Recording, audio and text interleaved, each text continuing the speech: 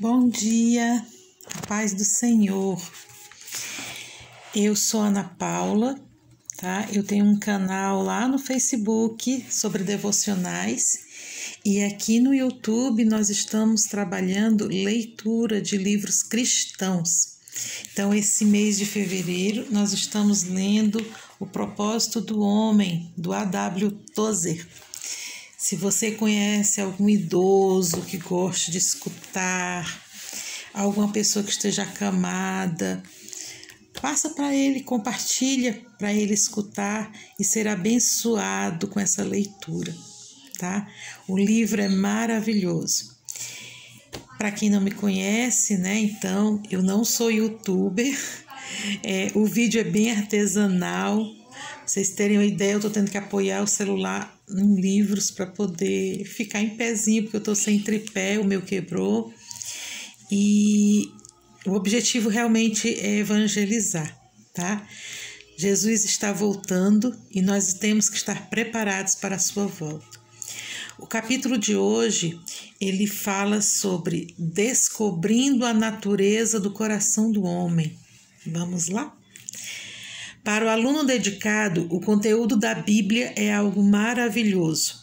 Afinal, todos os elementos e assuntos que compõem seus ensinamentos são perfeitos no que diz respeito ao homem ter sido criado para adorar o Senhor. Este Deus, que de nada precisa e é completo, deseja ter adoradores apesar disso. Ele, em sua natureza eterna, é autossuficiente e de nada tem falta, mas anseia que o homem criado à sua imagem o glorifique. Isso, na verdade, é um paradoxo espiritual. O Criador necessita da criatura. É sobre essa verdade que pretendo firmar meu ponto de vista. Deus criou tudo com um propósito. Assim, criou o homem para ter alguém capaz de satisfazer o desejo do seu coração, de modo suficiente e correto. Entretanto, o homem caiu em pecado e agora não consegue cumprir a finalidade para a qual foi criado. Ele é como uma nuvem sem água que não envia chuva, como um sol que não produz calor, uma estrela que não brilha, uma árvore que não dá frutos, um pássaro que não canta mais, ou uma harpa que não é mais tocada e nem produz som. Este é o desejo do coração do Altíssimo, algo que venha lá do fundo. A Bíblia declara que o Senhor será admirado quando vier. Primeiro ele será glorificado pelos santos e depois por todos os que creem nele. Assim será a glorificação e adoração ao nosso Senhor, e para isso que ele está voltando. Quando vier para ser glorificado nos seus santos e ser admirado em todos os que creram naquele dia, porquanto foi crido entre vós o nosso testemunho. O diabo tenta dizer à nossa mente incrédula que Deus não deseja a adoração que devemos prestar a Ele. Satanás quer levar-nos a crer que o Todo-Poderoso não está preocupado com nossa adoração nem interessado nela. No entanto, a verdade é justamente o contrário. Deus almeja que o homem o adore e somente os remidos podem fazer isso de modo aceitável. Não somos filhos indesejados, pois o Senhor quer ter comunhão conosco. Por que outro motivo Deus, na ocasião em que Adão pecou e rompeu seu relacionamento com ele, veio na viração do dia e, quando não o encontrou, chamou: Adão, onde estás? Foi o Criador quem buscou a adoração de Adão, o qual havia pecado contra ele. A harpa que havia dentro do primeiro homem ficou sem cordas e sua voz presa na garganta.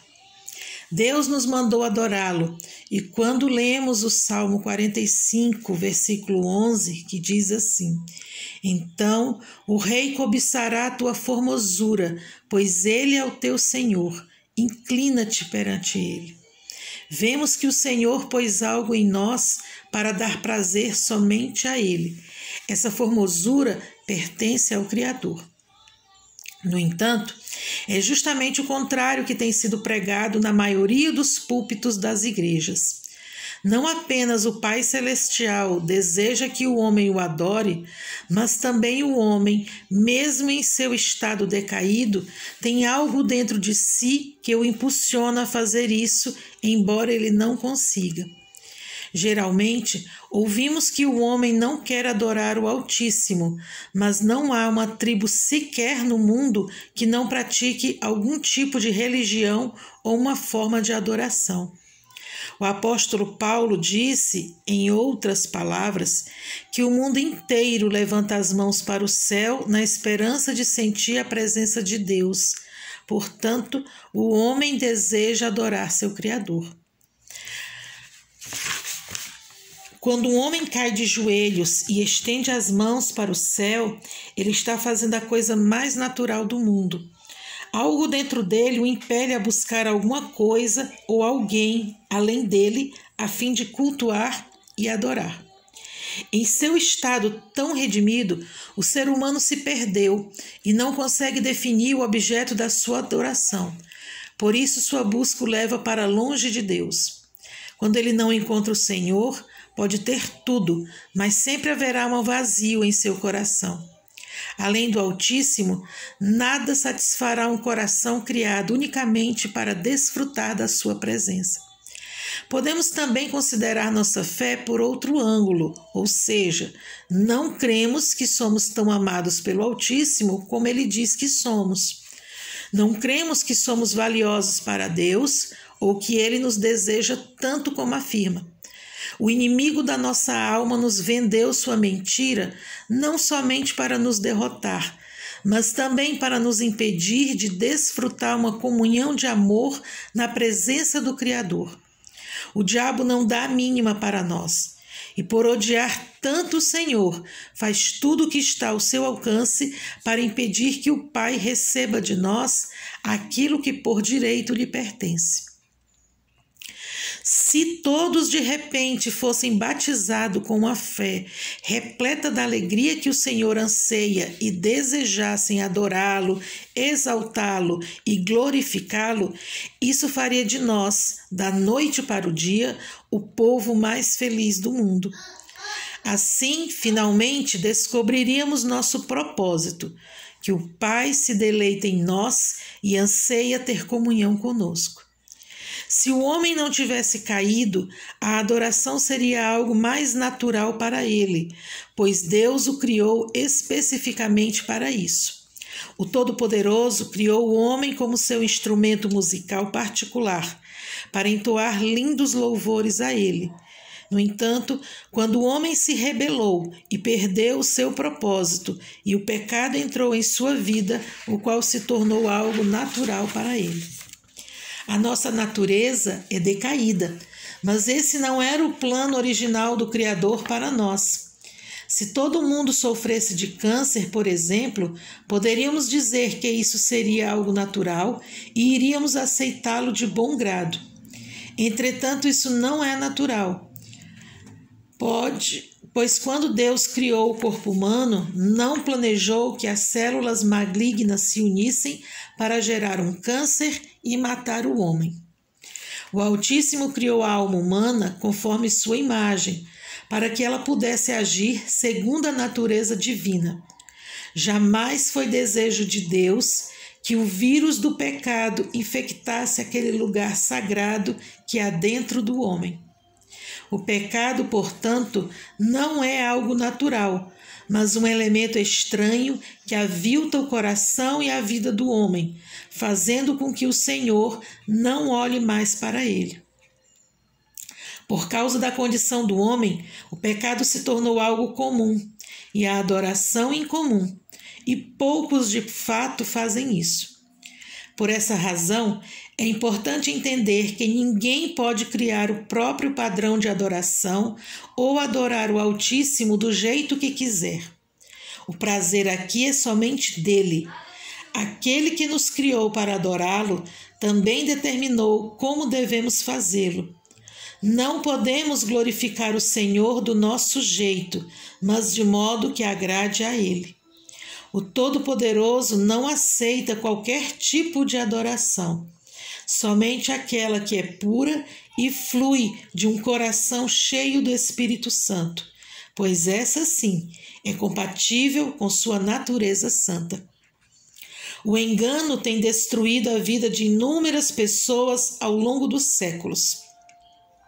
Um dos truques favoritos do diabo e queridinho dos poetas ímpios é afirmar que podemos adorar do jeito que quisermos, segundo os nossos caprichos, e não há problema algum, contanto que sejamos sinceros. Contudo, o erro aqui está no fato de afirmar que é possível ter uma experiência religiosa e a redenção sem Cristo. É plenamente possível ter uma experiência religiosa autêntica sem ser cristão e ainda assim ir direto para o fogo eterno do inferno. É isso que tem acontecido no mundo inteiro o tempo todo. Isso é algo difícil de conceber, mas é totalmente possível ter uma experiência com Deus sem ser salvo por Ele. Então, não somente se pode ter uma experiência religiosa sem o Salvador e sem receber a salvação, como também é possível adorar sem ter aceitado Cristo ou ter sido salvo. É deprimente pensar que é possível participar de todas as práticas de adoração e ainda assim não adorar de modo correto. Vós adorais o que não sabeis, disse Jesus certa vez. O homem pode possuir elementos de adoração como o louvor, a abnegação, a rendição, mas não ser redimido. Em seu livro Os Heróis e a Adoração dos Heróis, Thomas Carlyle nos alerta a não cometermos o erro de achar que as maiores religiões pagãs do mundo eram falsas. Ele declarou: a verdade é que elas não eram falsas, e sim reais. E o mais terrível nisso tudo é que elas eram de fato reais. Certa vez, visitei uma igreja no México cujo chão estava todo sujo. Entrei, tirei meu chapéu e fiquei observando as estátuas e os candelabros. Enquanto estava lá, vi uma senhora mexicana entrando na igreja e indo direto para a frente, como se conhecesse bem o lugar e pudesse fazer aquilo de olhos fechados. Ela foi direto até uma estátua, acho que da Virgem Maria. Ajoelhou-se e olhou para seu rosto com tanto ardor e tamanha devoção como eu gostaria de voltar meu olhar para o Senhor. Aquela senhora estava sendo sincera, uma verdadeira adoradora, mas veja o que estava adorando. Sua adoração estava voltada para a direção errada, e a parte triste disso tudo é que ela nem se deu conta disso. Um índio americano se sentaria às margens de um rio, levantaria suas mãos para o céu e diria a Manito: glórias, glórias sejam dadas a ti, Manito, glórias a ti. E ao clamar ao seu Manito, ele estaria prestando a esse Deus verdadeira adoração. Pode-se ter uma experiência religiosa sem o Senhor e até mesmo rejeitar o Deus da Bíblia. É possível ter um momento de adoração, mas não de acordo com a vontade divina, e por conta disso o Pai não a recebe, pois ele odeia a idolatria, a qual nada mais é do que a adoração voltada para qualquer outra coisa, menos para ele. Um exemplo típico da blasfêmia. O apóstolo Paulo tinha uma visão muito clara sobre isso. Antes, digo que as coisas que eles sacrificam é a demônios que as sacrificam e não a Deus. E eu não quero que vos torneis associados aos demônios. Não podeis beber o cálice do Senhor e o cálice dos demônios. Não podeis ser participantes da mesa do Senhor e da mesa dos demônios. Nosso Senhor prometeu que haverá um dia em que as pessoas dirão: Senhor, Senhor, porventura não temos nós profetizado em teu nome, e em teu nome não expelimos demônios, e em teu nome não fizemos muitos milagres? Então lhes direi explicitamente: nunca vos conheci. Apartai-vos de mim, os que praticais a iniquidade. O Criador não aceita a adoração dessas pessoas e nem poderia, porque ela não está de acordo com sua natureza santa. O Altíssimo só aceita a adoração totalmente direcionada a Ele e compatível com sua santidade. Aquele que nos criou para adorá-lo também determinou a maneira como devemos fazer isso, pois não pode ser do jeito que quisermos, segundo nosso prazer ou nossa boa vontade. O Pai Celeste não recebe qualquer tipo de adoração, mas aquela que é pura e direcionada pelo Espírito Santo. Ele rejeitou quase toda a adoração da humanidade por causa da sua condição atual. No entanto, o Altíssimo deseja que o adoremos. Pediu-nos, ou melhor, mandou-nos fazer isso. É óbvio que o Senhor ficou preocupado e magoado quando Adão fracassou em adorá-lo como devia. E é por isso que ele condena e rejeita quase toda a adoração que a humanidade lhe presta. Um adorador deve submeter-se à verdade de Deus ou não poderá adorá-lo. Essa pessoa pode até escrever poemas e ter pensamentos elevados ao contemplar o nascer do sol, mas não poderá glorificar o Altíssimo, a não ser que tenha fé em sua verdade revelada e haja de acordo com ela. Se quisermos adorar o Senhor de modo aceitável a Ele, temos de nos submeter à verdade de quem Ele é e reconhecer quem Ele afirma ser, assim como reconhecer também que Cristo é realmente quem declara ser. Além disso, o adorador tem de distinguir a verdade sobre si mesmo, que é um pecador perverso, como o Senhor diz que é. Essa é a última barreira a ser vencida para se chegar ao arrependimento. Em sua condição de perdido, o homem se recusa a aceitar sua pecaminosidade. Deus me fez assim, diz ele com arrogância, para tentar aliviar a culpa. Só que se não sou responsável pela minha condição, isto é, pelo que eu sou, não preciso mudar em nada.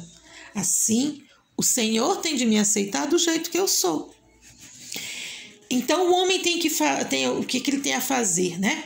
É reconhecer a verdade da expiação, o sangue de Jesus que nos purifica e livra de todo o pecado, e voltar para os caminhos do Senhor. Quando alguém finalmente admite sua condição pecaminosa, sente-se tentado a fazer expiação por si mesmo. Entretanto, isso é um grande erro, pois não se encaixa no padrão que Deus determinou. Temos de ser renovados à imagem daquele que nos criou, a fim de que ele aceite a nossa adoração. Essa imagem necessita ser restaurada, pois só um homem renovado por Deus pode adorá-lo dignamente e de modo que ele aceite tal adoração. Entretanto, se o Espírito Santo não fizer isso, só restará madeira, feno e palha. Minha adoração nunca passará da minha cabeça, e Deus do céu irá recusar-se a aceitá-la, como rejeitou a adoração de Caim. Tem um livro que me ilumina, a Bíblia. Aqui está a luz que ilumina todo homem que a ler. Jesus Cristo é, a saber, a verdadeira luz que, vinda ao mundo, ilumina a todo homem. Ele é a luz do coração humano e desse livro celestial. Quando os olhos do homem se voltam para a palavra viva de Deus, conhecemos a verdade e passamos a adorar o Pai Celeste em espírito e em verdade. Sacerdote algum no Antigo Testamento podia oferecer sacrifícios antes de ser ungido com óleo, que é o símbolo do Espírito Santo. Do mesmo modo, nenhum homem pode adorar a Deus segundo o próprio coração. Deixe que ele busque adorar o Senhor nas flores, nos ninhos dos pássaros ou em qualquer outro lugar, pois sua busca será inútil e só lhe trará decepção espiritual. O homem não pode adorar o Senhor conforme o próprio coração, pois somente o Espírito Santo pode fazer com que o Altíssimo aceite tal adoração. No entanto, para isso, ele tem de fazer com que a glória do Altíssimo seja refletida no homem. Ó, quão grande, extensa, admirável e sublime é a obra de Cristo! É por isso que não gosto muito desse tipo de cristianismo, o qual afirma que a função do Evangelho é salvar as pessoas do fumo ou da bebida, por exemplo. Afinal, é só isto que o cristianismo é capaz de fazer? Manter-me longe de um vício? Libertar-me de maus hábitos para que eu não volte a apostar em cavalos? Evitar que eu agrida minha esposa ou minta? A regeneração, obviamente, purifica-nos de tudo isso, assim como o novo nascimento endireita o caminho do homem. Esses são o resultado de uma natureza remida pelo sangue de Cristo.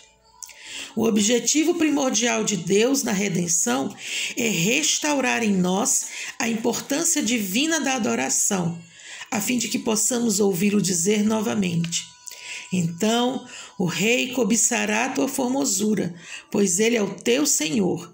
Inclina-te perante ele. A igreja militante conquista o mundo com uma religião prazerosa, porque ela é composta de adoradores. Ao longo dos séculos, sempre que a igreja cristã deixou de ser uma congregação de adoradores, ela sucumbiu ante as meras futilidades do mundo. Suas obras cessaram e seus rituais não fizeram mais sentido. Deus nos criou para o adorarmos, mas quando o fundamentalismo perdeu seu poder de adoração, a igreja inventou uma baboseira religiosa para fazê-la feliz. Os cristãos dizem que servem ao Senhor, mas a única alegria que tem de verdade é o da carne. Para quem é remido, o poço do Espírito Santo é um artesiano transbordante, que não precisa de uma bomba para fazê-lo funcionar. As águas prateadas do Espírito do Senhor, que fluem do coração remido e purificado de um adorador, são tão lindas para Deus quanto o mais precioso diamante. Temos de aprender a glorificá-lo como ele deseja que façamos, pois é digno de toda a nossa adoração. Vamos orar? Senhor nosso Deus, queremos te buscar onde pudermos encontrar-te. Para isso, confiamos no Espírito Santo como nosso mestre e guia. Que o desejo do nosso coração seja fazer tua obra, e tu inundes nosso interior de um gozo indizível. Que ele seja cheio da graça e nos leve acima dos rumores deste mundo para a tua luz inalcançável.